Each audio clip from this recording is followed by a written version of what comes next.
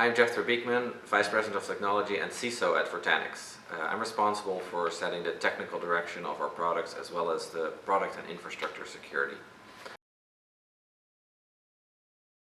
We use systematic design methods to avoid common and less common pitfalls, and one of the systems we use is the Rust programming language.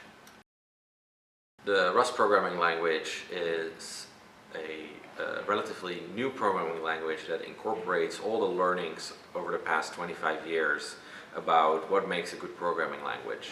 The compiler really helps software developers to avoid bugs in their code. So it may take a little bit longer to get your code working, but then when it does, you can be a lot more confident in the end result.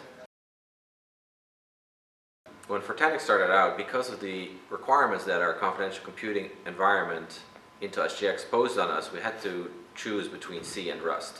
We decided that writing security critical components in C was not a good idea. All the big players today use Rust. Microsoft reported some time ago that 70% of all of their bugs over the whole company would have been preventable if they had used Rust. Google announced last month that most of the code they wrote for Android 13 was written in a memory-safe language, and Rust was a big part of that. Also, the Linux kernel recently added support for being able to write device drivers in Rust. Because Rust is used in Android and Linux, it will be powering billions of computing devices around the world, servers and phones alike, and it will make those devices much more secure.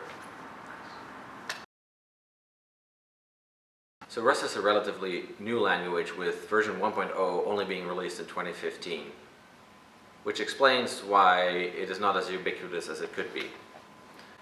The path for adoption for Rust is not to start rewriting everything in Rust, but to do new things